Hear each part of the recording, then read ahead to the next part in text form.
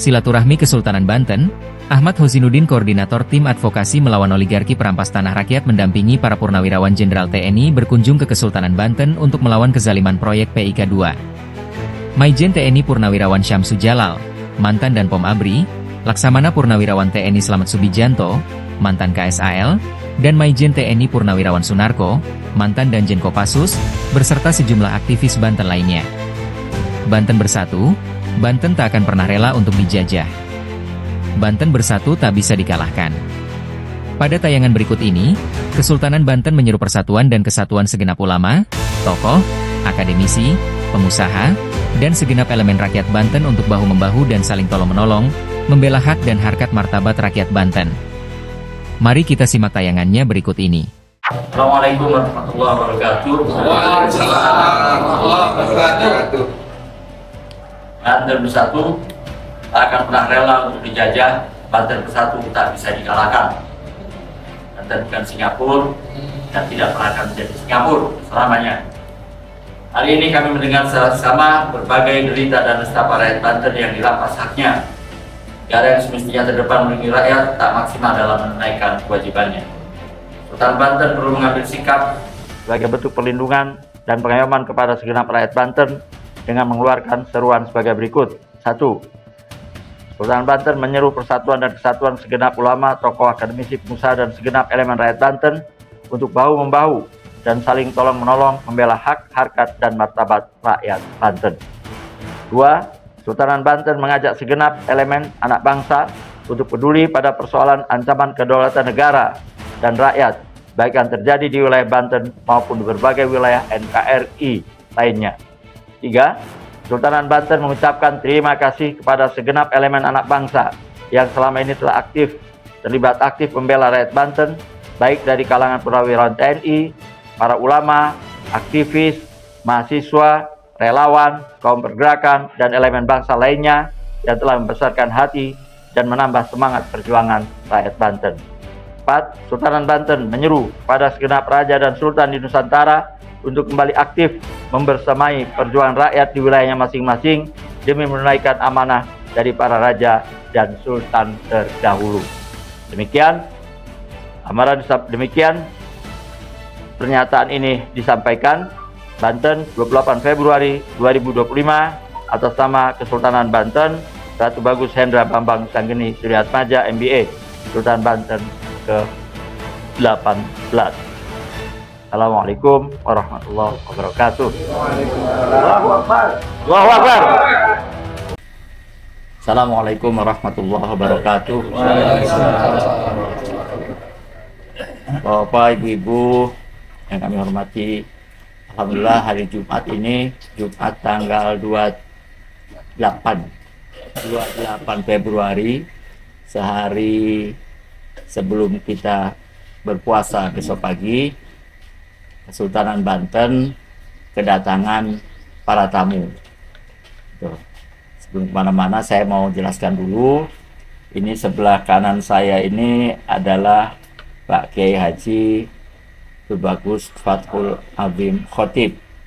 Beliau putra Ki Haman Khotib yang putunya ada di mana-mana. Tadi sudah dilihat juga di sana.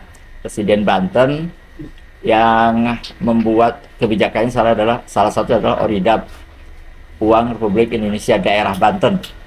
Gitu. Nah, beliau ini rumahnya di sini sekarang mewakili Sultan Banten Bagus Hendra Bambang Wisanggeni, Ratu Bagus Hendra Bambang Wisanggeni, yang sedianya beliau akan hadir bersama kita. Namun dari kemarin itu beliau sudah keluar dari rumah, dari kediaman sini bersama Sultan Jambi dan Sultan Aceh. Sultan Aceh. Dengar-dengar sih, tapi ini perlu dikonfirmasi. Mungkin ada konsep semacam cabut mandat jika NKRI dianggap gagal. Jadi ini juga program serius, karena itu menyampaikan permohonan maaf beliau. Nggak bisa nemenin bapak-bapak yang datang ke sini. Nah, itu nanti saya akan mintakan yang mewakili bapak-bapak ini untuk memberi sambutan. Kira-kira maksud dan tujuannya ke sini seperti apa?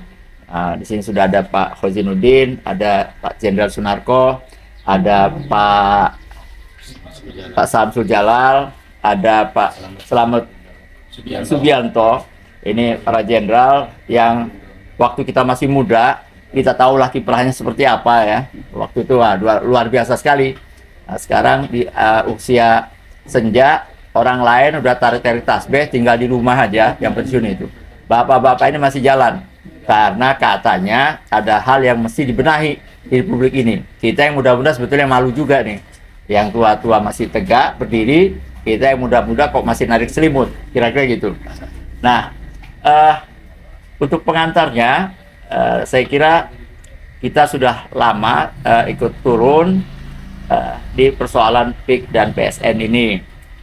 Jadi Bapak-Bapak sekalian, kita hasil perjuangan kita selama ini adalah bahwa soal pencabutan pagar itu efeknya sudah terasa sampai sekarang, tapi kita berharap pencabutan itu baru tahap awal saja.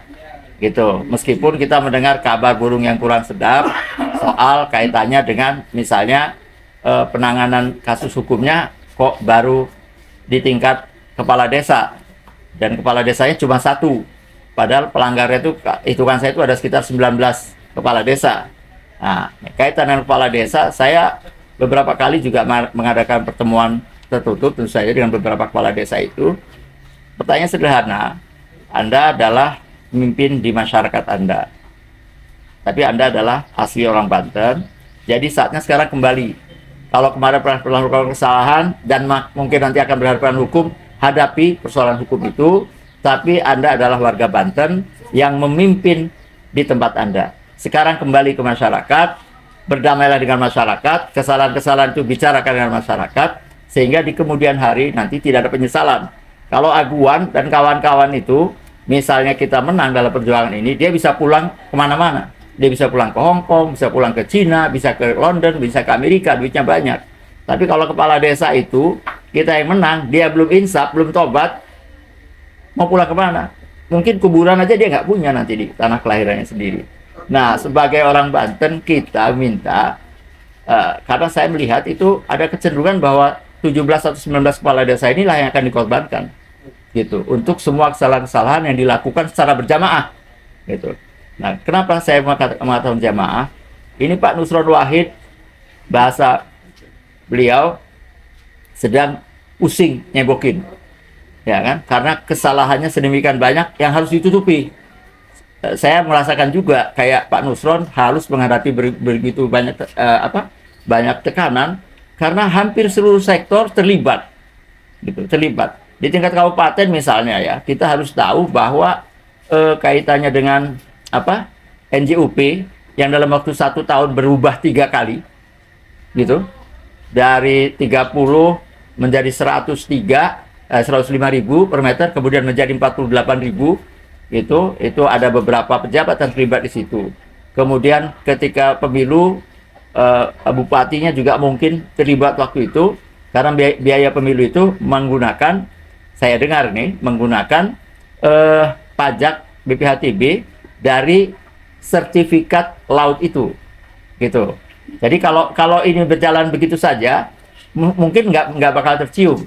Tapi berkat kerja kita semua, terutama bapak-bapak yang hadir pada hari ini dan kawan-kawan yang juga nggak hadir saat ini, pencabutan itu tahap awal di mana seluruh kebusukan itu mulai terungkap, gitu. Tapi saya sebagai warga Banten dan melihat kepala desa juga bagian dari keluarga besar kita, saya sedang mengatur gimana caranya supaya kepala desa itu menghadap ke Sultan Banten. Ini rajanya, ini sultannya, gitu. Mereka harus menghadap ke sini dan mengatakan apa yang salah yang terjadi. Karena bagaimanapun, meskipun mereka dihukum nanti, mereka adalah warga Banten. Dan warga Banten dimanapun, itu harus dibela oleh orang-orang Banten, oleh penguasanya, oleh rajanya, gitu. Nah, kalau dia salah, kesalahannya dia harus bertanggung jawabkan. Ya, setuju dengan Pak Nator tadi. Saya kira itu pengantarnya sebelum berangkat lain-lain. Nah, di sini ada Sri Kandinya ini. Ini siapa namanya, Teh? Lestari, Hati Lestari. Heti Lestari. Heti Lestari ini kita tarik di kegiatan kita di internal Banten, itu menjadi ketua tim,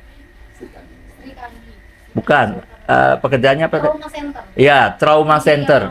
Jadi kemarin malam kita diskusikan karena korban-korban penggusuran atau pelahapan lahan itu kan bukan hanya laki-laki, tapi yang menanggung bebannya itu perempuan, istri, anak perempuan gitu. Nah, yang terkena trauma ini kita belum sampai ke sana kemarin terpikirkan. Nah, kebetulan beliau ini datang dan saya kira dokter ya atau kandidat dokter. MPD, dia master bidang pendidikan. Terus dia nggak main-main, Pak Entus. Beliau ini, Heti Lestari ini hafal 30 juz, lulusan IKI, Institut Ilmu Quran. Jadi yang megang Trauma Center, ahli Quran. Insya Allah mudah-mudahan kedepannya kita punya perangkat yang lain yang berbeda dengan kegiatan atau aktivitas lain. Kalau Pak Hosinuddin kan aktivitasnya memperkarakan semua yang terlibat gitu kan, menghukum mereka. Kalau dia yang trauma akibat kezoliman itu dibenahi oleh Mbak Heti Lestari. Saya kira kita perlu kasih aplaus nih buat Trauma Center di aktivitas kita. Nah, kalau yang di sana Mbak Dwi, Mbak Dwi ini aktif. Kami kebetulan juga insya Allah nanti di bulan Syawal mengadakan hari jadi Banten atau hari peringatan 500 tahun Kesultanan Banten gitu. Nanti mungkin Pak oh gitu. Ya, 500 tahun Banten ini peninggalan Sultan Hasanuddin itu pernah mewajang kita. Dia bilang, saya tinggalkan di Banten itu dua hal. Satu tajuk masjid, yang kedua rakyat miskin. Semua pengganti saya tidak boleh lari dari dua hal itu, masjid dan rakyat yang miskin. Tajuk lan wong fakir miskin. Gitu. Bahasanya gitu. Nah, gitu jadi bahasanya. Ingsun titip tajuk lan wong fakir miskin. Saya kira pesan itu sangat universal. Kebetulan kita juga sekarang sedang memperjuangkan orang-orang miskin di Pantura yang sekarang nasibnya sedang dalam keadaan tidak baik-baik saja. Saya kira itu pengantarnya. Mudah-mudahan nanti kita akan diskusikan sambil ngobrol ringan. Saya minta sekarang kepada Pak Hosinuddin yang mewakili kawan-kawan di sini untuk menyampaikan maksud dan tujuan bapak-bapak ini datang ke sini. Lalu saya kira ini interaktif saja, meskipun Pak Hosinuddin yang saya kasih waktu, kalau diantara hadirin juga mau menyampaikan, nggak apa-apa. Jadi jangan terkesan kita lagi membuat seminar tentang kemiskinan atau gitu. Alhamdulillah. Dan kita tadi baru makan siang. Mohon maaf kalau hidangan yang kita berikan itu tidak memuaskan bapak-bapak dan ibu atau mungkin kurang. Tapi saya lihat tadi yang terlambat pun masih kebagian. Bahkan katanya berlebih, Pak. Gitu ya. Berkah ya, alhamdulillah.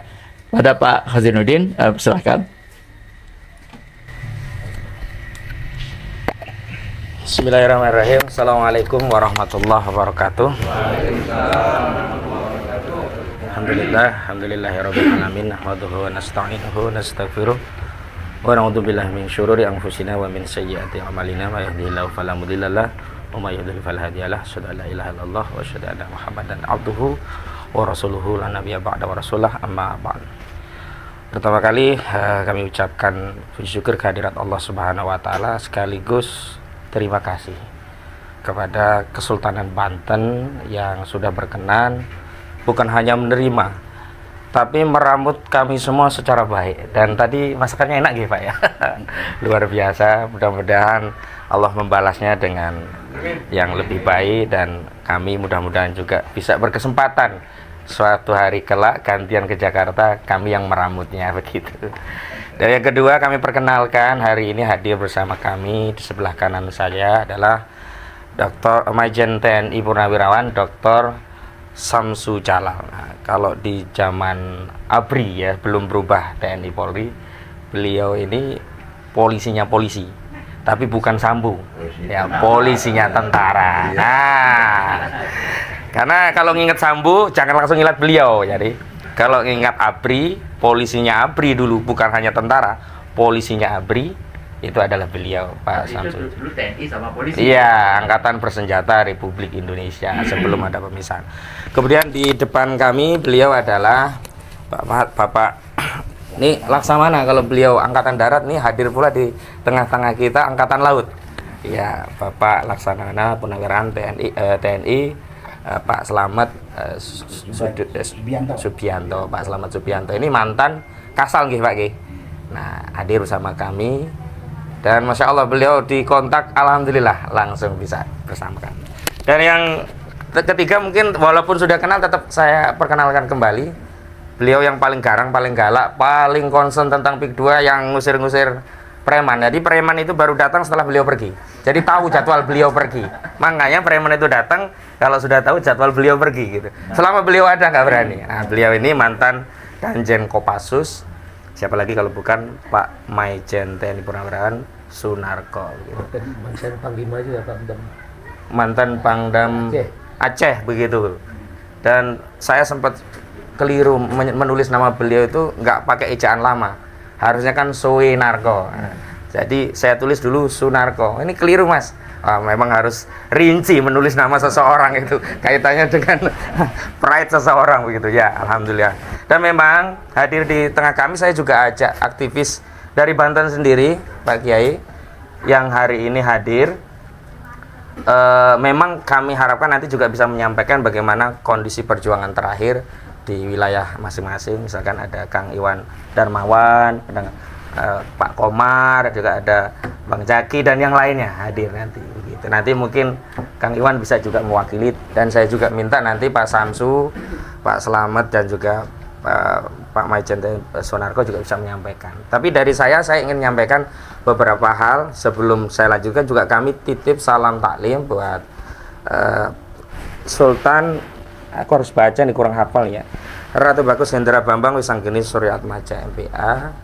Kami titip salam meskipun belum bisa ketemu langsung, tapi insya Allah forum ini berkah dan ini bisa kami sampaikan kepada publik.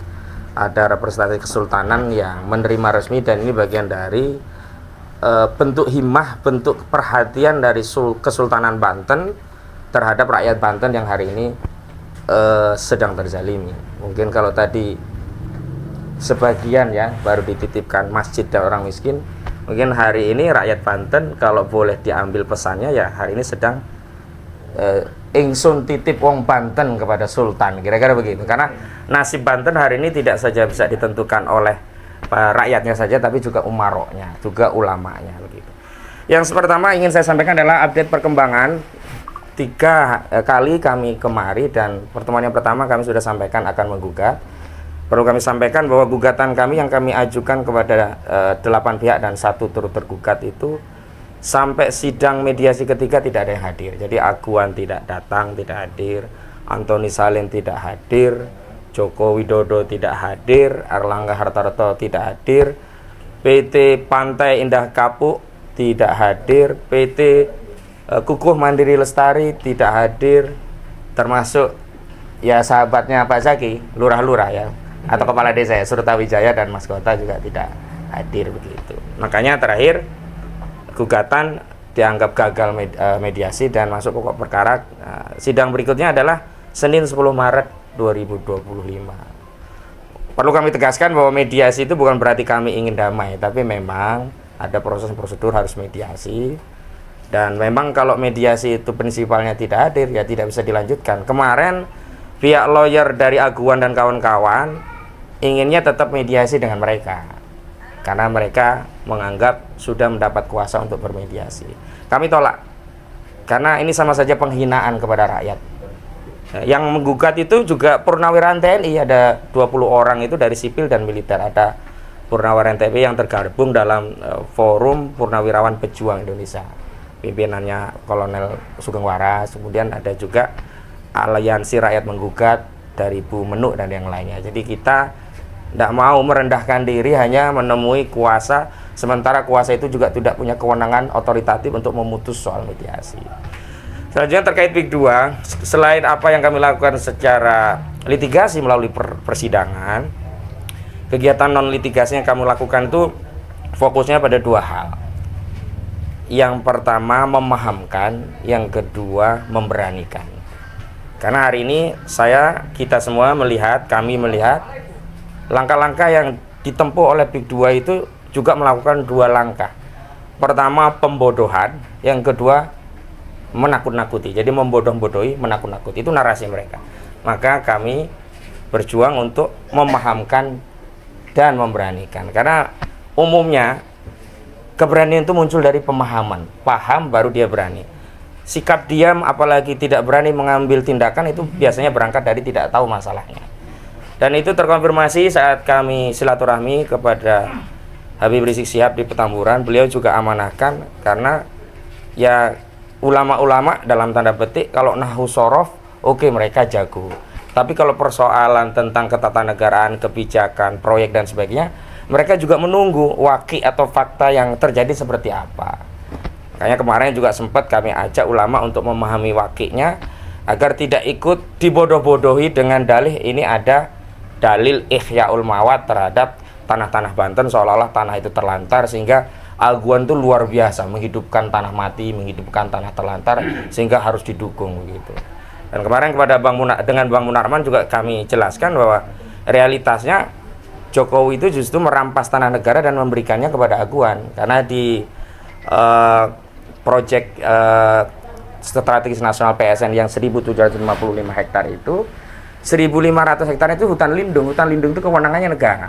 Nah itu mau dikasih kepada Pantai Indah Kapuk untuk proyek mereka, untuk proyek yang disebut dengan tropical coastline. Nah makanya kita juga menyebut bahwa Jokowi ini ya sebenarnya menyalahgunakan kewenangan yang merugikan negara untuk menguntungkan korporasinya aguan. Jadi harusnya ditindak dengan pasal 2 dan pasal 3 Undang-Undang Korupsi begitu. Selanjutnya kami memberanikan juga dalam pengertian hadir dan membersamai langsung. Karena selama ini juga masyarakat yang kami lihat di lapangan nih Pak Kiai, terutama setelah pidato Pak Prabowo Subianto menyatakan hidup Jokowi itu, kami merasa rakyat itu benar-benar jadi yatim gitu. Karena mereka jadi yatim berarti harus ada yang mengasuhnya. Tugas mengasuh rakyat kan yang utama adalah negara. Tapi begitu negara punya narasi berbeda dengan rakyat, saat rakyat menuntut adili Jokowi, sementara representasi negara yang diwakili presiden justru menyatakan hidup Jokowi, berarti kan rakyat yatim, nggak ada yang ngurusi. Nah, berangkat dari itu berarti kita yang harus meramut menjadi orang tua asuh umat rakyat Banten ini bareng-bareng agar apa? Agar terlindungi, terayomi. Dan di beberapa kesempatan juga kami selalu menyampaikan hakikat pemimpin itu dua hal. Yang pertama ra'in, yang kedua junnah. Al-imamu ra'in wa huwa mas'ulun an ra'iyati. Al-imamu junnatun yuqatilu mi wara'ih wa yuttaqabi. Jadi kalau kita tidak punya pemimpin yang menjadi benteng, junnah yang melindungi rakyatnya, rakyat jadi takut, khawatir. Dan sosok pemimpin yang melindungi rakyatnya kita kehilangan, yatim. Yang kedua juga begitu, sosok pemimpin yang ngurusi urusan rakyat juga kehilangan. Justru negara hari ini sibuk melegitimasi kejahatan aguan. Contoh, awalnya negara melalui Kementerian PUPR menyatakan ada sertifikat yang secara material dan faktual ada di laut. 263 SHGB, 17 SHM, totalnya 280. 263 ini diakui milik anak usaha Agung Sedayu Group, PT IAM, Intan Mandiri Makmur, Intan Agung Makmur, dan PT CIS Citra Inti Sentosa. Yang IAM itu 240 SHGB, yang CIS itu 23 SHGB. Tapi tiba-tiba yang dibatalkan hanya 50. Begitu kita kritik lagi, tiba-tiba ada yang dikembalikan. Kenapa? Karena dalihnya berada di belakang garis pantai. Padahal sebelumnya disebut itu secara material dan faktual ada di laut. Nah, kami selalu awasi kenapa? Ketika menggeser garis pantai itulah tanah yang realitasnya laut itu mereka kendalikan. Dulu itu adalah tanah daratan, 70-an, 80-an yang itu juga pernah mereka sampaikan, seolah-olah berubah menjadi tanah musnah, seolah-olah tanah musnah itu punya hak untuk dilakukan reklamasi karena mereka sudah menyiapkan perangkatnya. Perangkat untuk mereklamasi laut dengan dalih tanah musnah itu PP 18 2021. Ini yang sedang terus kita edukasi agar masyarakat paham bahwa laut kita itu mau dirampok, dirampas oleh aguan menggunakan kebijakan dan para pejabat yang pengkhianat. Terakhir, ketika kita kritik keras, Menteri ATR menyatakan bahwa semua sertifikat itu sudah dibatalkan. Tapi tidak ada bukti. Makanya sampai hari ini kami tidak akan pernah mempercayai statement itu sebelum sertifikat itu dibuka aslinya kemudian digunting di depan rakyat. Kalau sudah digunting baru tahu itu dibatalkan. Kalau cuma statement itu disimpan, suatu saat kita redam, diaktifkan kembali, kemudian jadi dalih untuk melakukan reklamasi, ini bahaya gitu. Nah, misalkan contoh yang terakhir lagi ketika kita lihat negara justru sibuk membela aguan adalah pada kasus sertifikat laut yang dipersonifikasi kepada Lurah Kohot atau Kades Kohot, yakni Arsin, dan dilokalisir TKP-nya hanya di kelurahan, desa Kohot, bukan kelurahan, desa Kohot. Padahal kita tahu pagar laut sepanjang 30,16 km itu 16 desa ditambah beberapa desa di Kabupaten Serang. Yang pertama tadi di Kabupaten Pangkram. Nah, ini menunjukkan bahwa ada upaya melokalisir baik dari sisi lokasi dan juga individualisasi, seolah pelakunya hanya Arsin dan 3 orang. Arsin, Sekdes, kemudian ada SP dan C, Chandra sama Septian, dan kita tahu itu. Kemudian baru ketika kita kritik, kok pagar laut yang ada di dasar laut saja sudah diproses, sertifikat yang ngejogrok yang melibatkan TNI, bahkan TNI menjadi korban harus ngangkati, ada yang kena pancing, ada yang kena racun dan macam-macam, nggak ada yang bertanggung jawab. Sementara yang di Bekasi sudah ada yang bertanggung jawab, sudah dihukum untuk nyabut sendiri yang di Bekasi itu. Baru hari kemarin dari KKP Wahyu Sakti Tenggono, katanya pelakunya adalah Arsin Kades Kohot dan staf Arsin yang bernama T. Dugaan kami ini Tarsin yang hadir, yang kata Bang Khalid itu jangan-jangan itu staf lurah doang gitu. Nah, itu karena itu strategi untuk menyelamatkan dan melokasi terjadi sama baik di kasus pagar dan juga di kasus sertifikat. Padahal ini yang belum diketahui mayoritas publik, kejahatan di daratan ini kan baru bicara kejahatan di laut. Kejahatan di laut itu ada kejahatan pagar dan sertifikat laut. Di daratan lebih parah lagi.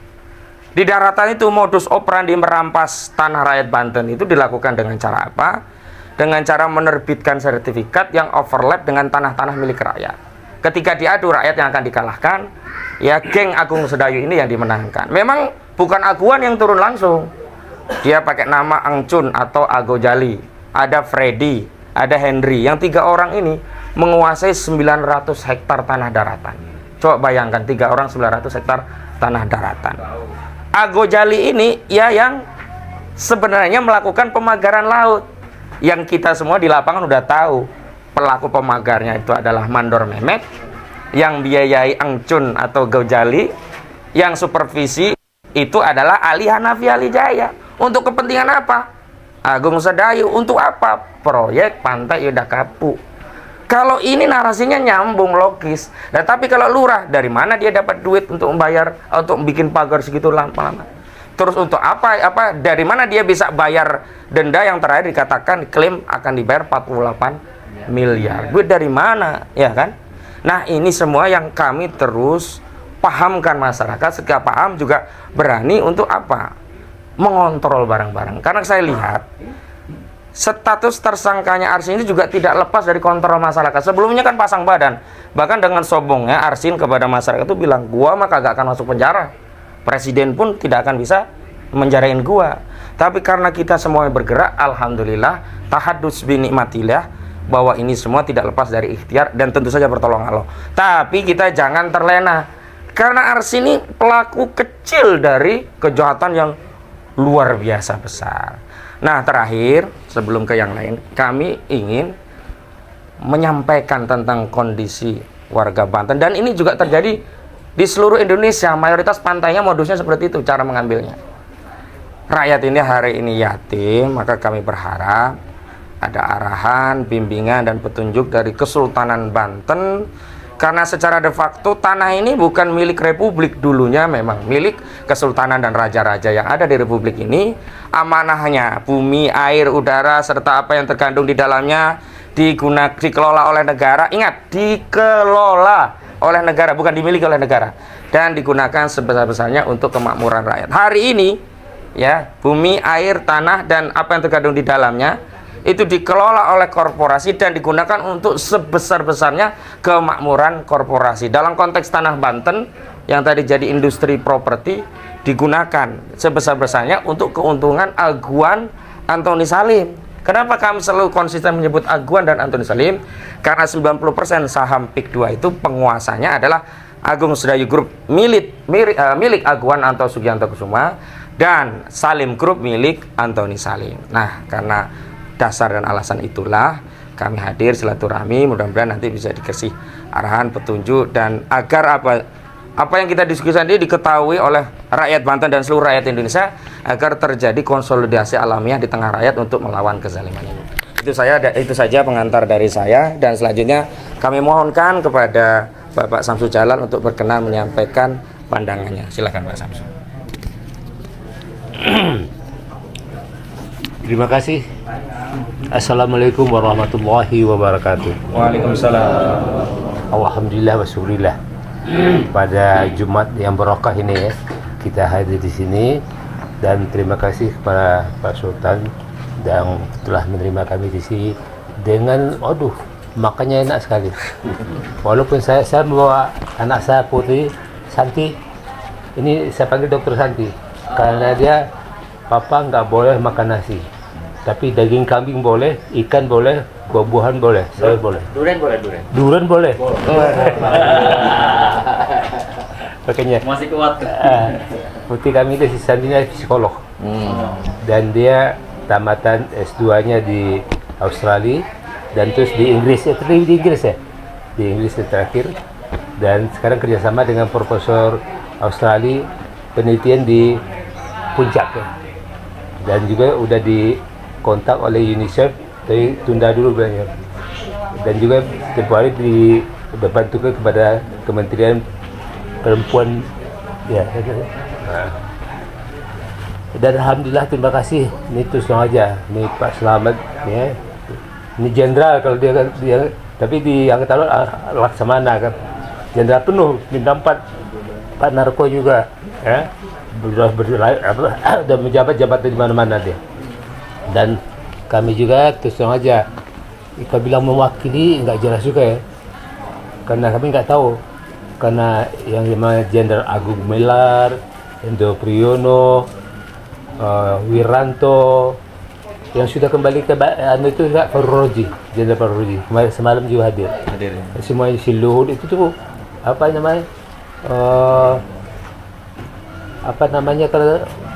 munafik, Pengkhianat begitu ya? Iya, munafik itu juga ada lagi. Apa sih yang mau dicarinya? Nah itu loh. Nah, seperti itu saja. Kemarin Prabowo itu sudah pernah kami periksa itu katanya, dan itu ya udahlah. Nah ini kemarin ini waktu kita bersama Pak Narko sama Pak Samad hadir kan waktu di pantai itu, di pantai. Iya. Semalam? Ya enggak, yang di Pohot. Nah, belum hadir. Nah itu kami dengan Pak Narko, dengan Letnan Jenderal Sucipto ya. Betul. Nah, satu beberapa orang lagi gitu yang penurunan juga hadir. Makanya saya mewakili dari Raja dan Sultan Nusantara. Maka di sana saya bilang, karena apa yang disampaikan atau dianukan kepada pemerintah tapi tidak dilaksanakan sebagaimana semestinya, di mana untuk kemakmuran rakyat. Nah ini buktinya. Pantai Indah Kapuk ini kan pandai PIK 2, PIK 1 ini kan. Makanya waktu itu saya mewakili itu Raja dan Kesultanan Nusantara mencabut itu dari pemerintah dan mengembalikan kepada Kesultanan Banten. Waktu itu sahabat diwakili waktu itu. Makanya itulah terjadi. Maka pada hari ini di Kesultanan Banten resmi kami. Ya, ini saya agak lupa ingat, saya lebih baru saya bacakan ya. Jadi seruan kepada purnawirawan TNI, Raja dan Sultan Nusantara untuk berjuang bersama menjaga kedaulatan negara dan rakyat. Kasus pagar laut, sertifikat laut, dan perampasan tanah rakyat Banten menjadi bukti betapa lemahnya pertahanan negara untuk menjaga wilayah kedaulatan rakyat. Alat negara dan kekuasaan tidak bertindak serius untuk menjaga entitas negara yang berdaulat. Perjuangan rakyat Banten untuk membela hak harkat dan martabatnya wajib didukung dan bersama-sama agar rakyat Banten dan seluruh rakyat Indonesia tidak merasa berjuang sendirian. Karena itu kami, Purnawirawan TNI sekaligus Ketua Dewan Penasihat Persaudaraan Raja dan Sultan Nusantara menyatakan, pertama, menyerukan persatuan kepada segenap Purnawirawan TNI, para Raja dan Sultan Nusantara untuk menjaga kedaulatan negara dan bersama-sama memperjuangkan rakyat di wilayahnya masing-masing. Jadi bukan untuk sudah batasi semua Sultan dan Raja Nusantara ini untuk perjuangkan masyarakatnya. Kedua, mendukung penuh Sultan Banten Ratu Bagus Hendra Bambang Wisanggeni Surya Atmaja MBA untuk memimpin rakyat Banten berjuang melawan penjajahan tanah rakyat Banten sebagai komitmen meneruskan amanat Sultan Banten terdahulu yang telah menyerahkan tanah Banten menjadi bagian dari wilayah kedaulatan NKRI, yang saat ini amanat tersebut telah disia-siakan, disalahgunakan. Ketiga, menghimbau dan mengajak seluruh Sultan dan Raja Nusantara untuk bersinergi bersama Purnawirawan TNI dan elemen rakyat. Jadi memang ini rakyat harus ikut sertakan di wilayahnya masing-masing untuk membela dan mempertahankan kedaulatan negara dan rakyat dari berbagai bentuk penindasan dan menjadikan kasus gangguan kedaulatan negara dan rakyat Banten sebagai agenda nasional melawan para perusak NKRI. Ini negara kita ini sudah dijajah nih, terjajah sekali kelihatan tuh. Itu Pantai Indah Kapuk Pik 1 Pik 2 ada Cina yang banyak tuh, apalagi dengan patung naganya itu gitu. Jadi demikian pernyataan kami sampaikan, dan semoga Allah memberkahinya dan daripada Raja Sultan Banten dan kawan-kawan semua yang ada di sini semuanya, apalagi ada yang hafiz Al-Quran ini bukan main ya, karena inilah ahli surga gitu. Dan semuanya insya Allah Raja Banten juga dan hadir di sini untuk berjuangkan hak rakyat itu semuanya insya Allah ahli surga. Amin ya rabbil alamin. Billahi taufiq wal hidayah. Wassalamualaikum warahmatullahi wabarakatuh. Waalaikumsalam warahmatullahi wabarakatuh. Selanjutnya Pak, selamat monggo Pak.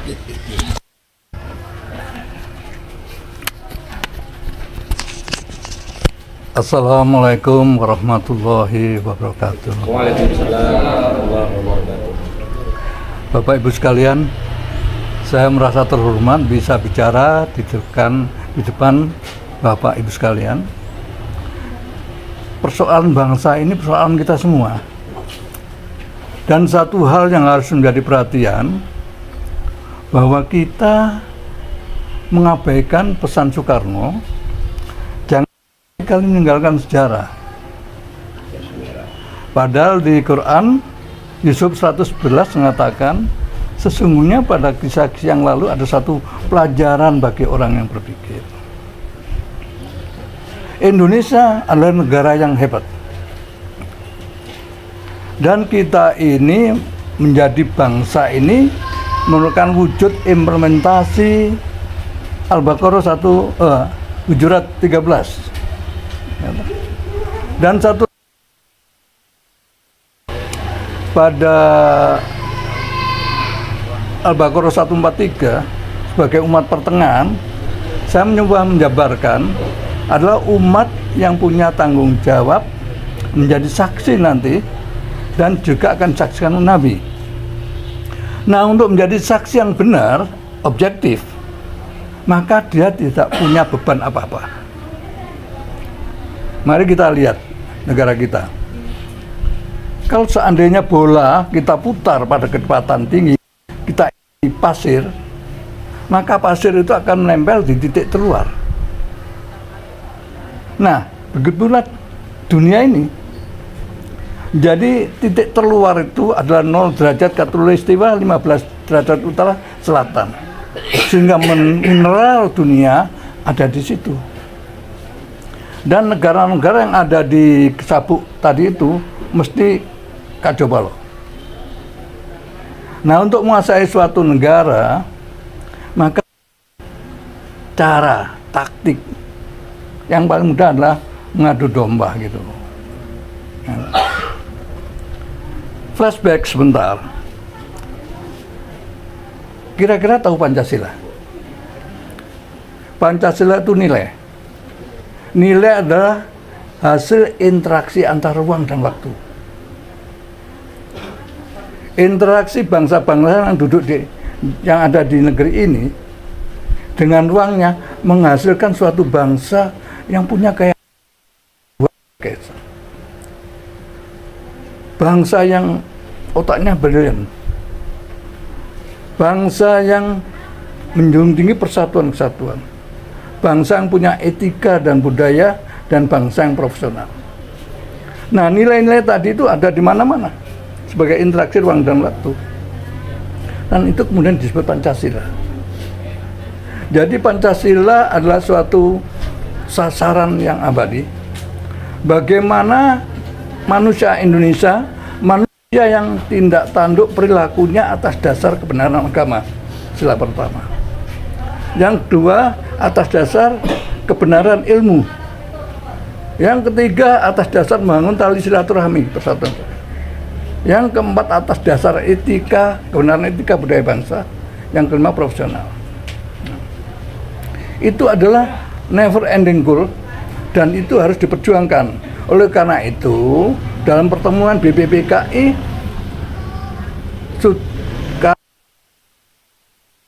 rumah besar Indonesia ini adalah rumahnya bangsa Indonesia. Oleh karena itu, setiap anak bangsa harus merasa kerasan tinggal di dalamnya. Oleh karena itu, sistem yang akan dipakai adalah sistem Pancasila, bukan sistem ras politika.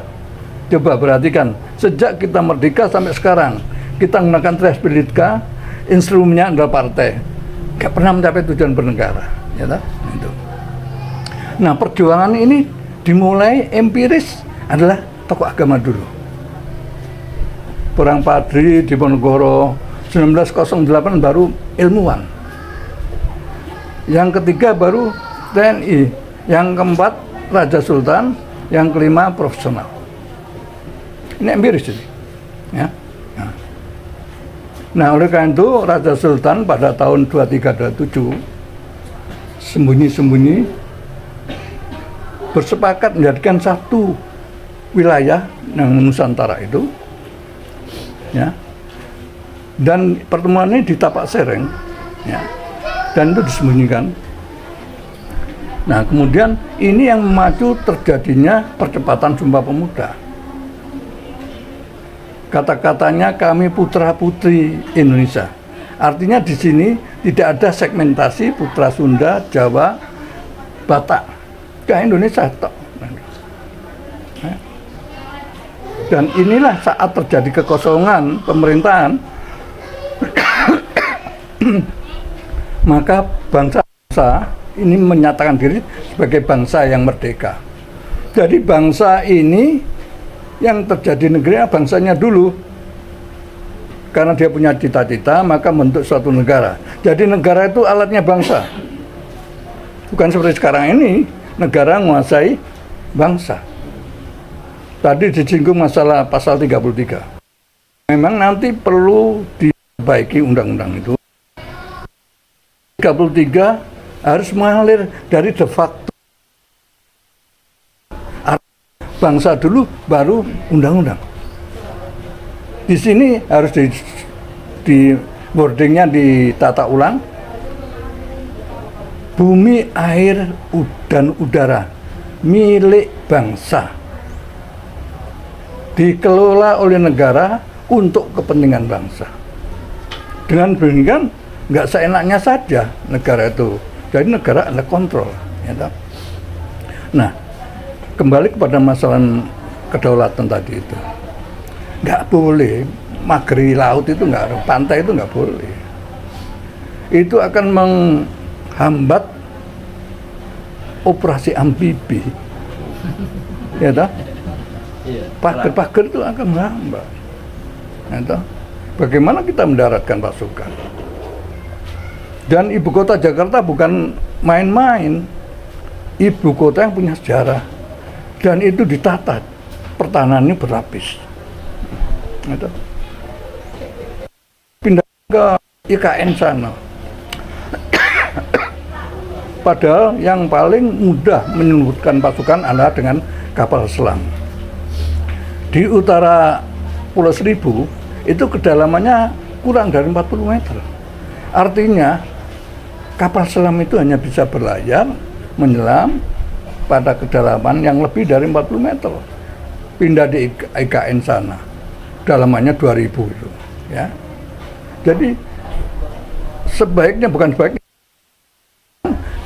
tetap menggunakan ibu kota Jakarta sebagai ibu kota negara.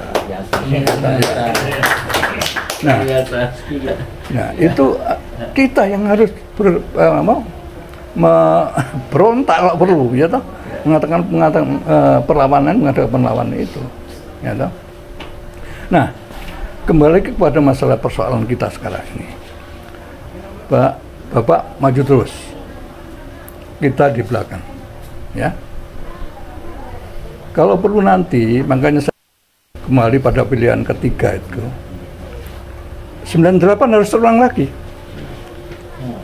ya toh? Ditata ulang. Kita tidak akan menggunakan partai, tapi kita akan menggunakan potensi bangsa.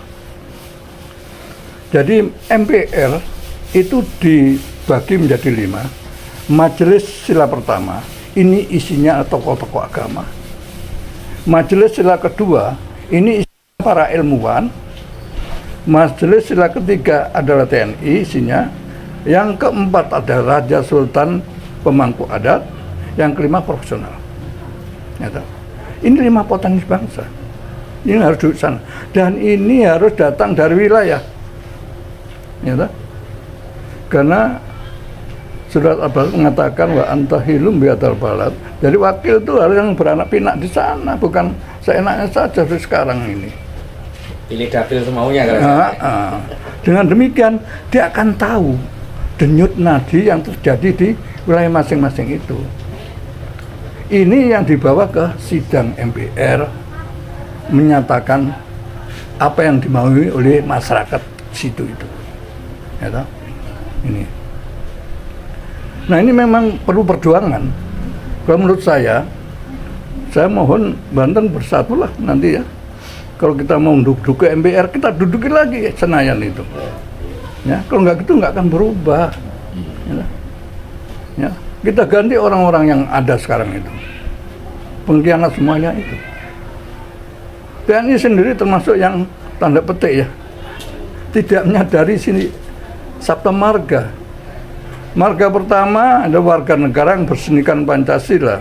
Artinya sebagai warga negara yang setiap perbuatan, ya, tingkah laku harus atas dasar kebenaran agama. Yang kedua, kebenaran ilmu. Yang ketiga harus atas dasar kebenaran bangun tali silaturahmi. Yang keempat atas dasar etika dan budaya bangsa. Kelima profesional. Sebenarnya itu, kalau Luhut ngerti itu, tidak akan dia berbuat itu. Tapi karena sudah lupa, karena gambarannya dolar saja, sehingga ya mengabaikan itu, gitu. Nah, orang tua kita menghendaki negara kewargaan, gotong royong, tolong menolong. Nah, Pak Sultan mohon kegiatan apa ya namanya, bermusyawarah itu bangunkan lagi untuk masyarakat Banten. Apa ya? Kalau Padang lan Ninik Mama itu karena orang-orang yang punya potensi yang duduk situ, ya toh, yang duduk situ. Ini kan enggak ini, ya toh. Asal kuat uangnya dia duduk sana, karena tidak mudah jadi wakil, ya toh. Harus diakui dulu tahapannya, baru ditetapkan, diakui sebagai putra Prameswari, ditetapkan sebagai calon pengganti nanti, ditetapkan baru dikukuhkan ya sebagai calon pengganti, baru dilantik. Jadi 4 tahapan ini harus diperhatikan, ya.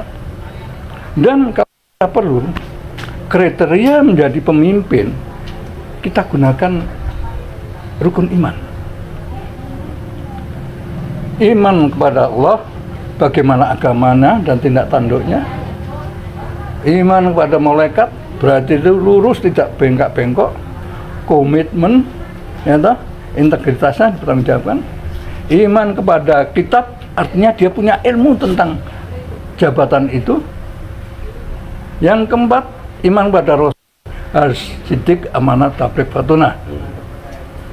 Iman kepada takdir baik buruk, kita pertimbangkan mana yang berat, kebaikannya atau keburukannya. Yang kelima, iman pada akhir, artinya waktu.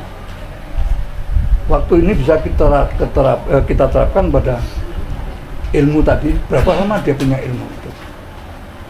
Ya. Yang kedua, kita terapkan pada orang yang jadi pemimpin itu, bagaimana kondisinya. Tua boleh, tapi kalau seperti Mahathir kita terima ya. Tapi kalau tidak seperti itu, kesehatannya diragukan, ya jangan gitu loh. Ini yang terjadi kan gitu ya. Ini aku neruskan saja kok. Ini ilmunya bangsa ya. Nah itu. Nah terus apa lagi? Ya. Kemudian masalah ini harus dilakukan. Kita nggak bisa separuh-separuh, perbaikan separuh-separuh, robohkan ganti baru, dah situ ada. Ya, setuju nggak? Jangan setuju nggak ini? Ya harus, ini rumahmu loh. Kita kan akan pergi, ya dah. Ya, kita masih. Saya pikir Laksamana itu posisinya cuma itu, ternyata Kemana-mana. wah luar biasa. Kalau Laksamana seperti ini semua selesai Indonesia. Inilah apa? MKPN. Oh gitu. Majelis Kebangsaan Pancasila Jiwa Nusantara. Jadi sejak 2010 sebenarnya saya bergerak ini, mulai dari Papua sampai ke Aceh. Itu. Saya juga sering ke sini dulu. Ya.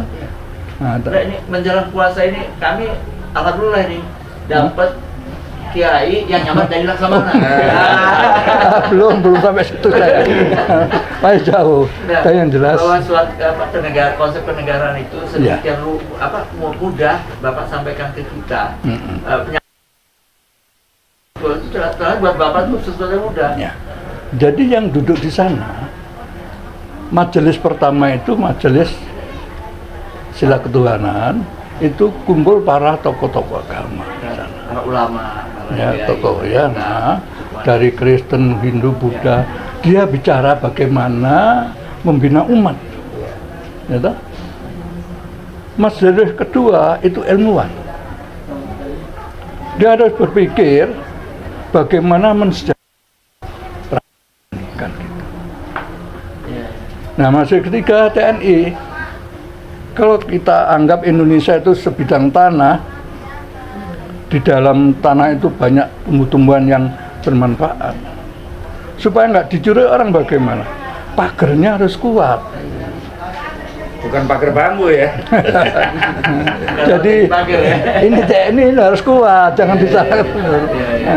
Itu loh. Yang berikutnya, Raja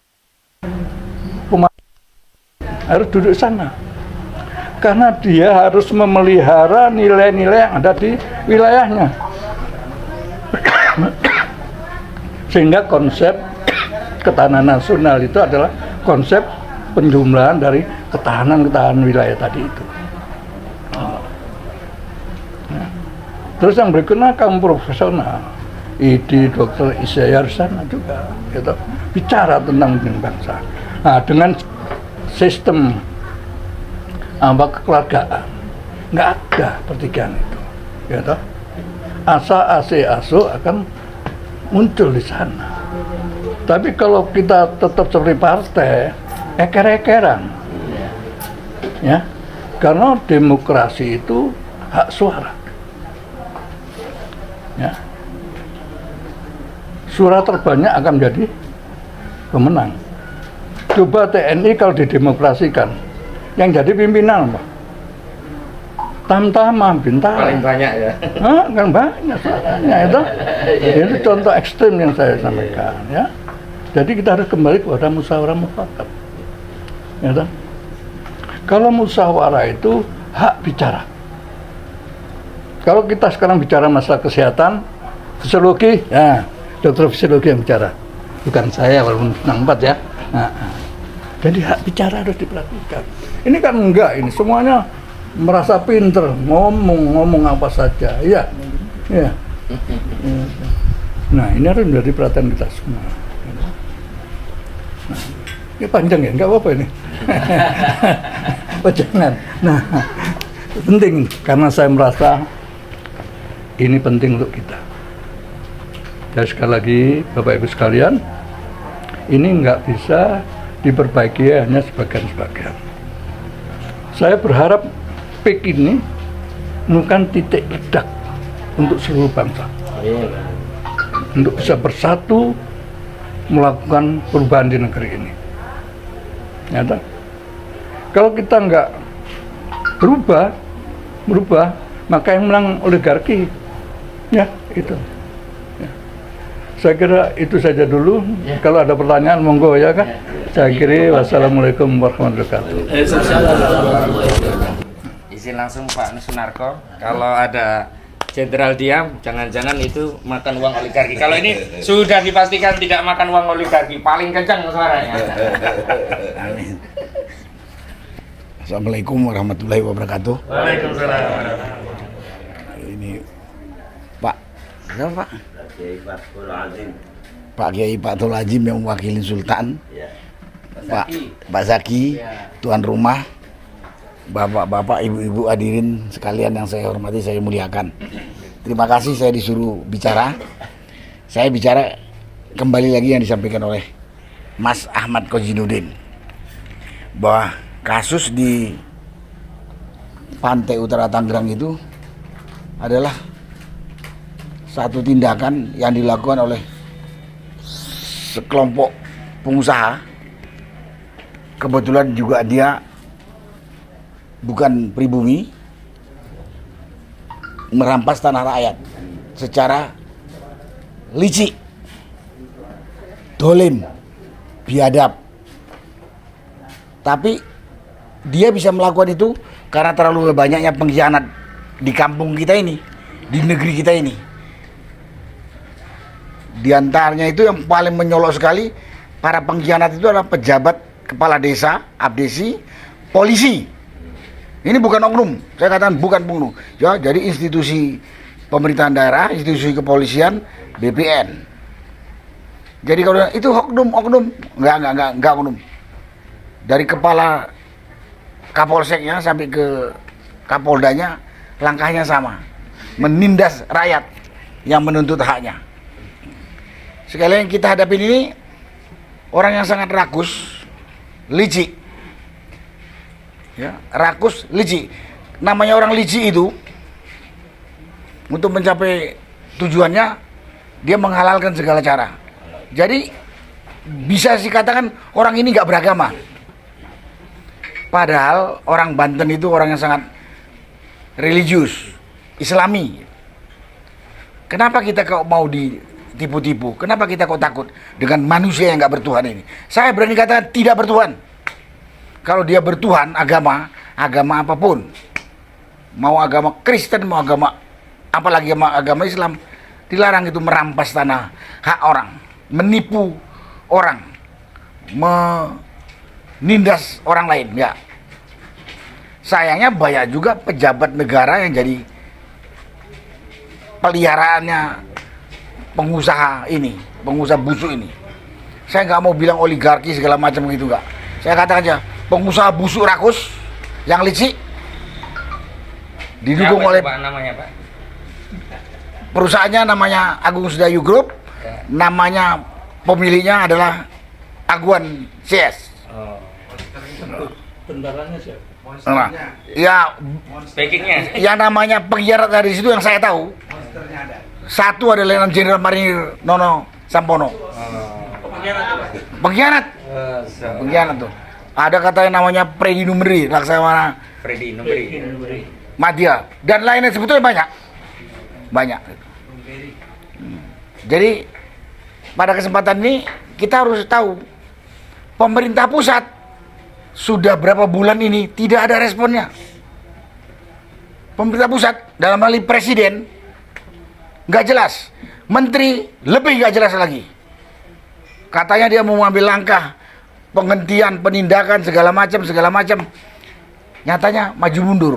Contohnya tadi yang dikatakan oleh Pak atau Mas Kojinuddin tadi, Menteri ATR katanya sudah mau membatalkan semuanya. Tahu jangan katanya dibatalkan, cuman yang ada di, saya nggak ngapalin jumlahnya, yang ada di Desa Kohot. Terakhir dibatalkan lagi gitu. Terus ada Menteri KKP mengatakan lagi, yang bertanggung jawab Kepala Desa Kohot, dan dia sudah siap menggantikan ganti rugi atas pemasangan pagar itu sebesar 48 miliar gitu. Kalau tadi Mas Kojinuddin aja mengatakan, dari mana kepala desa punya 48 miliar? Saya nggak ngelihatnya di situ. Saya ngelihatnya Menteri KKP itu menganggap rakyat kita ini tolol buta. Kenapa? Pagar 30 kilo. Masa yang dinyatakan bersalah memasang itu cuman si Arsin kepala desa Kohot? Padahal kita tahu 30 km pagar laut itu ada di 16 desa, di 6 atau di 7 kabupaten. Jadi saya katakan tadi, di sini terjadi penindasan terhadap rakyat Banten sebagai pemilik sah lahan itu, baik di laut maupun di daratan. Yang dilakukan gabungan dari para pengusaha rakus, yang dalam hal ini yang paling tokoh terkenalnya adalah si Aguan CS, di backup oleh para pengkhianat yang notabene itu sebetulnya tetangga kita, saudara kita, yaitu polisi, abdesi, BPN, dan ada lagi yang lain. Enggak, Cina Ireng. Karena Londonnya nggak ada, kan Cina Ireng gitu kan. Nah, gitu. Nah, gitu. Jadi Cireng itu apa? dan Bukan Cina goreng. dan sampai saat ini Presiden Prabowo belum ada bersuara. Belum ada bersuara. Kita sudah bisa duga, mudah kok. Presiden, menteri-menterinya, pejabat-pejabat, jangan nipu kita lah gitu. Rakyat ini ada yang bodoh, tapi 280 juta orang ini banyak yang pinter. Jangan tipu-tipu kayak tadi itu. Nanti pada waktunya kamu para pengkhianat ini dan para pengusaha busuk ini yang akan tanggung risikonya, malu sampai mati gitu. Masa dia katakan pertama itu dia kata yang memagar laut itu inisiatif nelayan. Sekarang pikir saja, ngapain nelayan membangun sesuatu yang menyusahkan dia dengan mengeluarkan biaya yang diduga puluhan miliar. Orang gila pun nggak percaya. Tapi bisa keluar ucapan itu dari mulutnya pejabat negara gitu. Bagaimana biadabnya pejabat negara menipu kita itu? Bagaimana biadabnya? Kita ini dianggap apa gitu? Itu dari pernyataan yang tadi banyak loh disebutkan Mas Ahmad Kojinuddin tadi, saya nggak mengatakan. Tapi saya melihat penindasan di lapangan itu lebih biadab lagi. Dan ini udah berjalan sebelum ada PSN. Jadi aguan ini, jadi pejabat kita juga banyak yang biadab. Yang notabene ada di depan mata kita. Dan lain-lain banyak. Saya udah nggak bisa katakan lagi. Tadi udah saya oleh Mas Ahmad Khojinudin. Dari situ yang bisa kita simpulkan, kita udah nggak bisa percaya kepada DPR, legislatif. Kita tidak bisa percaya kepada eksekutif, pemerintah. Aparat-aparat yang katanya suka mengayomi kita pun nggak bisa. Berarti kita yang harus menyusun kekuatan berjuang melawan itu. Amin. Nanti dalilnya nanya sama Mas Ahmad Khojinudin. Pak Kiai ya. Mempertahankan hak milik itu adalah perjuangan suci. Jihad. Itu yang menurut saya. Karena kenapa saya ngomong begini? Saya kalau ke lapangan, sampai saya berapa kali diserbu oleh preman itu. Masa sekitar situ, ini ada Mas Kang Odi ini, gak ada yang mau datang. Gak ada yang mau datang. Takut. Udahlah, mati memperjuangkan hak, kalau istilah anak muda itu mati keren. Kalau prajurit itu mati di daerah pertempuran itu mati keren. Mati kesatria. Mungkin kalau umat beragama itu mati syahid, masuk surga jaminannya. Kita enggak berjuang juga mati pelan-pelan, mati hina itu. Mati hina kita itu. Sabaran kodok ya Pak ya? Hah? Sabaran kodok. Iya pokoknya hina lah. Apa istilahnya gitu. Benar, kita direndahkan banget sama aguan CS ini, kita sangat direndahkan. Itu orang-orang tolol, itu orang Banten tuh, tipu aja. Tindas, bayar preman, para pengkhianat. Oh tadi saya lupa ya. Polisi, abdesi, BPN, tambah satu lagi ada orang-orang bayaran yang cari makan kayak kiri kurang makan nih, preman. Ya, benar. Ini manusia hina ini semuanya nih. Tapi mungkin yang paling hina ya pejabat, abdesi, BPN dan polisi. Kalau yang namanya preman nih ya dia cari makan sih. Kalau pejabat ini kan udah dikasih makan negara. Karena rakusnya dia masih terima uang dari aguan. Itu. Tapi yang perlu saya sampaikan di sini, kita udah bisa lihat sekian lama kita punya perwakilan yang kita pilih mengkhianati kita. Dari situ kita harus simpulkan, kita harus melawan. Kita harus melawan. Saya yakin menang. Jangan lupa kita berdoa, mohon kepada Yang Maha Kuasa bahwa perjuangan kita ini perjuangan yang lurus gitu. Karena kalau tidak kita ini orang nggak pernah mau sadar nih, nggak pernah sadar karena kalau otaknya aguan dengan orang-orang dia yang namanya Ali Hanafi, Eng Chun Gojali, dia tuh nggak kenal dosa dan nggak kenal apa-apa. Dianggap sama semua. Sama semua dia. Maka saya bilang ini orang nggak beragama gitu. Nah kita orang beragama yang punya tuntunan yang begitu jelas, Islam kita semuanya ini, masa takut dengan malu-malu kayak gini nih? Masa kita takut dengan malu-malu ini? Kita juga kalau cuman apa ya, berserah diri saya enggak. Saya ingat kalimat kata-katanya ini Ustadz Felix Xiao. Sabar harus. Tapi kalau kita melihat kejoliman di depan mata kita sabar, itu namanya bodoh gitu. Betul lah? Ya, betul. Itu saya cuma mensitir kalimatnya seorang ustadz. Kebetulan orang Cina, orang Jawa. Kalau itu bukan cireng ini mah. Kalau Ah. Felix bukan cireng. Ini sekarang lagi baru ngomong. Begini. Dan bajingannya nih si aguan CS ini, dia mulai membayar orang untuk memutar balikan fakta. Satu diantaranya ada, dia pakai Habib lagi, Habib Sakur atau siapa itu? Oh iya. Hah? Iya. Katanya orang yang menolak PSN 2 itu adalah orang-orang anti Pancasila. Monyet gak ini orang? Dia yang anti Pancasila, dibilang kita yang anti Pancasila. Kenapa saya katakan dia anti Pancasila? Dia menindas rakyat tanpa kemanusiaan.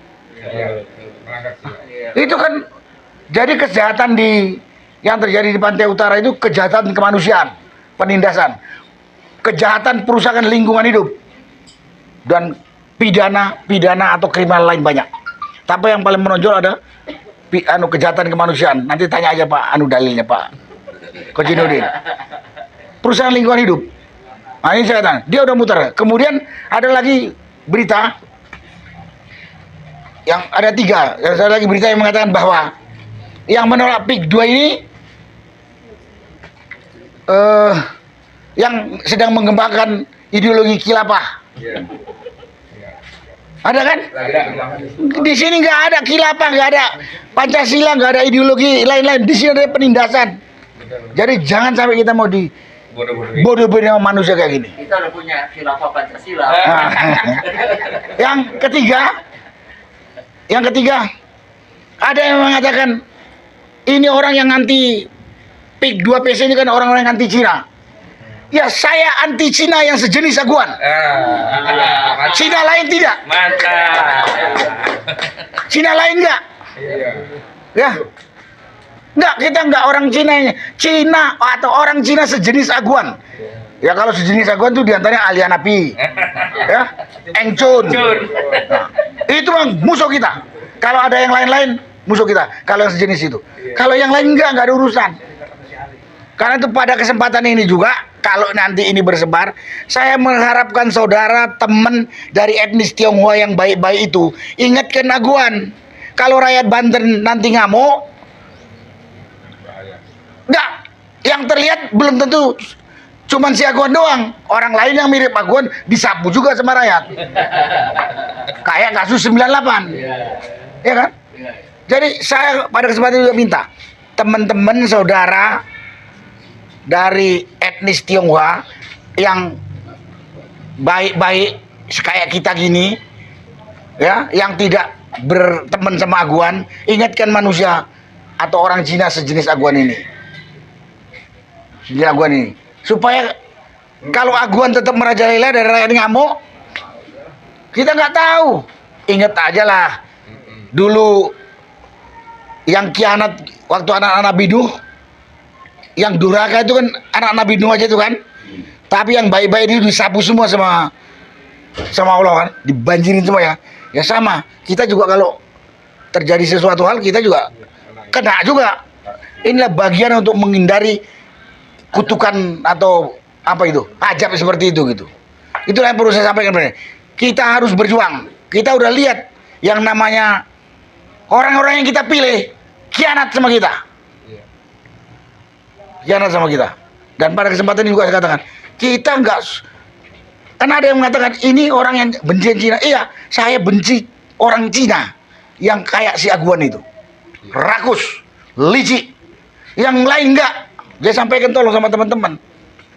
Ini udah dikembangkan, betul kan? Berita itu kan sudah bersebar kan? Nah, ini saya sampaikan gitu. Saya sampaikan. Tidak, yang lain-lain enggak, kita enggak ada urusan. Buktinya Chandra malah jadi korban ya. Di situ juga saya tahu ada 5 atau 6 orang kena selain Charlie Chandra yang jadi korban si aguan rakus ini. Yang Cina juga ya. Yang Cina juga.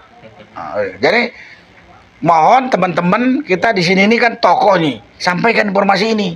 Jangan termakan dengan sama berita-berita buzzer mereka. Bahkan ada yang kiai haji ustadz jadi buzzer. Siapa? Said Agil. Dibilang itu tanah terlantar. Mana ada tanah terlantar di sana? Coba tanya Pak Sultan itu, wakil ustadz. Semua dikelola oleh rakyat. Kalau nggak sawah, tambak, ya mungkin perumahan.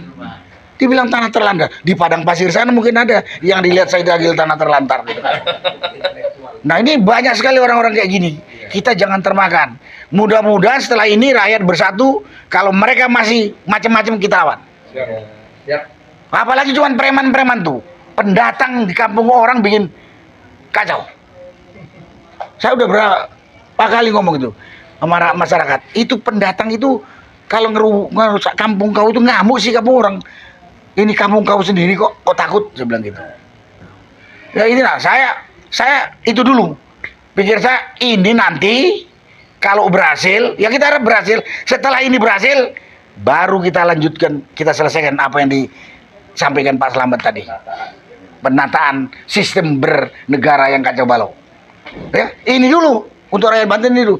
Ini selesai baru yang disampaikan oleh Pak Slamet kita beresin sistem sekarang yang amburadul, kacau, dan lain sebagainya. Mudah-mudahan ini dimengerti.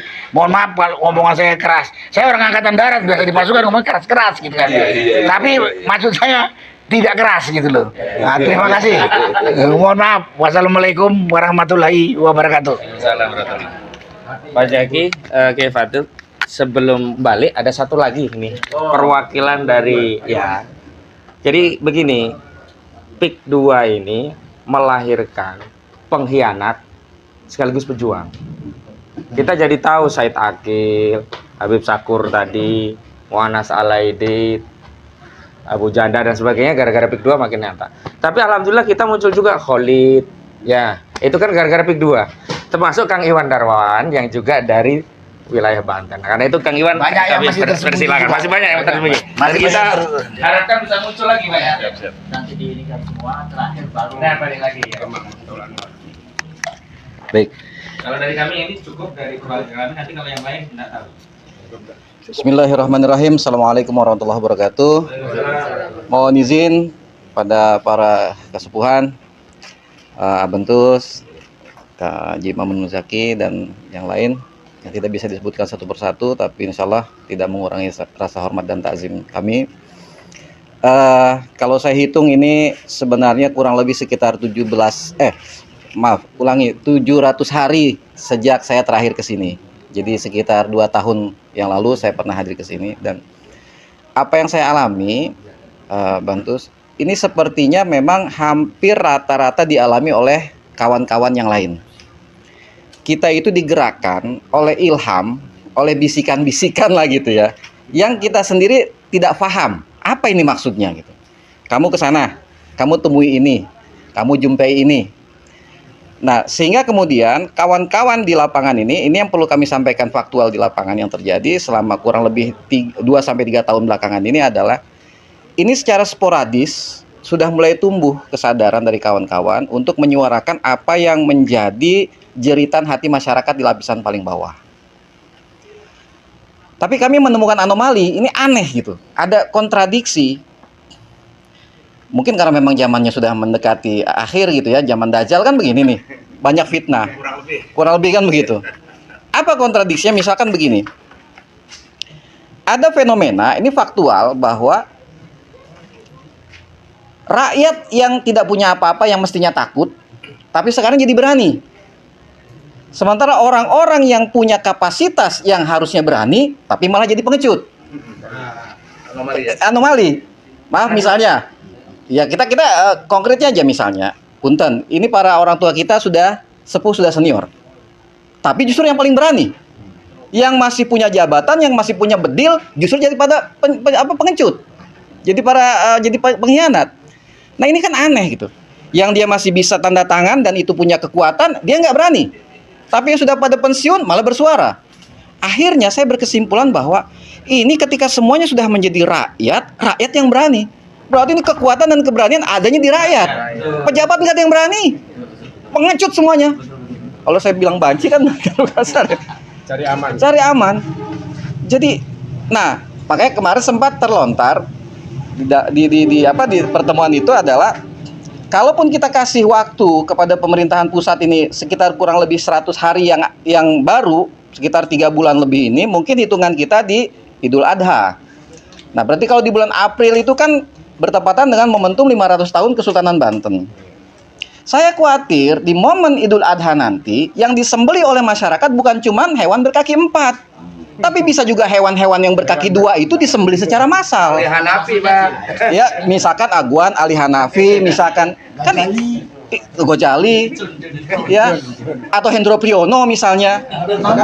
Iya, Nono Sampo dengan segala hormat gitu ya. Saya khawatir seperti itu. Kenapa? Kalau memang pemerintah pusat tidak tegas. Bukan khawatir. Iya. Saya berharap seperti itu. Bukan, saya khawatir saya nggak kebagian. Oh. Iya. Kedudukan sama yang lain gitu.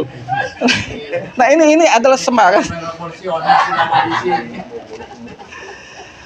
Tapi persoalannya, kami juga perlu sampaikan fakta-fakta objektif di lapangan, bahwa ya bisa dibilang kawan-kawan ini seperti butiran-butiran peluru kaliber kecil Yang kita ini pelontarnya apa gitu? Siapa yang pegang senjatanya siapa? Yang mengarahkannya mana? Pisirnya nggak ada, pelatuknya nanti yang nariknya siapa? Ini kita justru khawatir. Nah, yang ada seperti siun. Kan begitu. Jadi yang pertama kita terus terang, kami masih meraba-raba. Sebenarnya kita ini komandonya ada di siapa? Itu. Jadi kita butuh apa istilahnya figur yang jelas, yang clear. Kalau itu sudah jelas, ya kita siap akan diposisikan sebagai apa. Kalau misalkan suruh arahnya ke kepalanya Aguan misalnya kan. Kalau ini kan siapa aja, ada Abu Janda muncul, kita ajar. Abu Jandanya tewas misalkan itu ya. Ada Agus Rofi muncul, kita hajar. Jadi masih sporadis begitu. Nah, oh jelas, ini adalah korupsi intelektual kalau saya sebut. Ini harus dilaporkan ini beliau. Lagi-lagi dengan segala hormat, beliau itu sepuh, oleh karena itu mudah-mudahan dengan ini dia bisa tobat gitu kan. Bisa tobat, harus dilaporkan karena ini korupsi intelektual yang di masuk Pak Anwar ya. Boleh. Kalau pakai istilah anak muda sekarang, bodoh boleh, tapi jangan ngajak-ngajak yang lain. Kan begitu. Ini kan ngajak-ngajak yang lain. Nah, bodoh berjamaah. Tapi kondisi faktualnya adalah tadi, kita butuh figur kepemimpinan yang satu. Yang kedua adalah, karena memang kemarin setelah kita dengan kawan-kawan ini musyawarah, jadi akhirnya kita putuskan sudahlah, kita keliling, door to door, satu majelis ke satu majelis, satu ulama ke ulama yang lain, yang bisa silahkan bergerak. Termasuk Kang Khalid juga dalam kesempatan ini kirim salam, beliau tidak bisa hadir membersami karena baru saja kembali dari Jogja. Tepar sama pasukan. Nih kita juga pada tepar nih, jadi nggak bisa berangkat. Pemimpin itu nanti akan muncul. Sekarang dia masih muncul. Karena kalau sekarang muncul, langsung dicokok sama setan-setan itu. Ya, tuh siap. Jadi pasti ada. Ya. Banyak kita kok. Ya, Cuma jadi jangan dimunculkan dulu. siap. Contohnya Habib Rizik, itu kan tokoh. Ya. Dosanya apa dari dikurung? Siap. Bisa saya dibuat sama dia. Siap. Itu perlu disadari. Siap. Sekarang kita pemimpinnya di kelompok masing-masing dulu. Baik. Ya, tapi ini perlu kami sampaikan juga. Jadi sebagai curahan hati anak kepada orang tuanya, ini kadang-kadang kita kemarin, lagi-lagi kita berdasarkan ilham, berangkat ke sana, seperak pun nggak ada ini buat bensin, bingung kan? Kita berangkat ke sini, tapi itulah Allah berikan pertolongan. Nah, dan ini yang terakhir, ini juga sangat penting menurut saya, ada terlalu jauh gap pengetahuan antara masyarakat dengan kelompok-kelompok yang memang sudah mulai paham. Jadi gini, saya kalau ilustrasikan, ini seperti peristiwa menjelang tsunami. Ada gempa bumi, lalu kemudian air laut surut. Ada ikan-ikan yang dia bergelinjang di darat, yang begitu memikat hati masyarakat, sampai warga berebut. Ikan ini seperti beras yang 5 kilo misalnya. Atau seperti pekerjaan yang disuruh masang pagar dengan dibayar sekian, atau yang suruh cari informasi tanah ini milik siapa sehingga dia ikut nyaloin tanah dan seterusnya itu. Sehingga ketika kita bercerita nanti akan ada tsunami datang, mereka nggak percaya karena mereka nggak tahu. Atau yang tahu ikan, ikan udah ditangkap saja. Kita teriak-teriak sekencang apapun mereka nggak akan dengar. Iya. Kita kan tahu. Nah, itu dia. Nah, ini yang belum tersampaikan secara gradual kepada masyarakat di bawah kita. Jadi, ini juga butuh tidak cuma di medsos, karena medsos juga saya amati, saya banyak tanya, mahasiswa, kamu tahu nggak peristiwa pagar laut? Nggak tahu. Loh, kamu nggak ada TV? Saya nggak suka nonton TV. Kamu nggak lihat sosmed? Saya cuma lihat TikTok. Kamu suka lihatnya apa? Ya itu biasa ada yang jual-jualan, dan joget. Dan ternyata kan algoritmanya begitu kan. Sehingga saya berpikir jangan-jangan kita berada di dunia tersendiri selain dunia mereka gitu. Sehingga apa yang kita sampaikan tidak sampai ke mereka. Padahal yang kita butuhkan sekarang adalah juga dorongan energi dari para korban dan masyarakat terdampak supaya perjuangannya betul-betul konkret dan real. Terima kasih. Assalamualaikum warahmatullahi wabarakatuh. Ini ada satu lagi, saya mohon Mbak Santi bisa sampaikan tinjauan psikologi tentang apa yang terjadi di PIK 2 ini kok bisa seperti ini gitu. Dan terutama psikologi masyarakat kok jadi khawatir, takut, dan bagaimana cara memberanikannya, termasuk psikologi pejabat yang hari ini kok makin acuh, makin nggak peduli sama rakyatnya. Silakan. Baik, terima kasih. Assalamualaikum warahmatullahi wabarakatuh. Silakan berapa tadi majelisnya? Ada 5. Mungkin kalau saya melihatnya ini memang dari kebetulan saya juga berkecimpung di gerakan masyarakat ya. Jadi saya banyak berkomunikasi atau bergelut dengan gitu ya. Memang kalau saya melihatnya sebenarnya kalau mau ada perbaikan memang dari masyarakatnya yang kemudian harus diperkuat, diberi pengetahuan, diberi keberanian. Jadi mungkin di sini tadi kalau misalnya mau menguatkan, ya kuatkan masyarakatnya. Jadi masyarakat yang akan menyuarakan apa sih yang dampak bagi mereka, gitu. Jadi, nah kalau dari sisi psikologi juga kan ketika kita punya satu ada teori psikologi sosial yang bergerak, kemudian yang lainnya bisa kayak magnet ya, bisa mempengaruhi, maka itu akan menarik. Makanya sebenarnya tadi masyarakatnya yang perlu disadarkan. Gitu. Ini yang kemudian kalau misalnya ya kita yang berkumpul di sini agak susah bergeraknya, tapi kalau ketika kita di kumpul sini kemudian membuka mata masyarakat yang bergerak, karena itu akan lebih kuat. Tapi masyarakat terbuka matanya kalau kita mau turun ke sana, Betul. mengedukasi ya. Iya. Kita Betul. Iya. Mas Iwan Darmawan. Ajen ini balik mau. Enggak gini aja. Saya sedikit aja, Iya, silakan. Jadi ini juga terkait dengan kayak saya nyebut namanya aja susah gitu ya, kayaknya sudah. Jadi ini beliau juga memang ini harus dilaporkan betul-betul karena saya melihat sinyalemen yang luar biasa upaya untuk membenturkan antara kelompok Nahdlatul Ulama dengan Muhammadiyah. Dan ini sudah jelas. Dengan katakan punten misalkan ada persoalan itu musuh kita. Jadi dibenturkan oleh mereka. Nah, saya khawatir ini eskalasinya juga luar biasa sehingga menjadi kontraproduktif terhadap perjuangan rakyat Banten. Jadi saya berharap para tokoh satu komando misalnya ini laporkan Agil Siraj supaya dia ini betul-betul menjadi efek jerak untuk yang lainnya. Kira-kira seperti itu.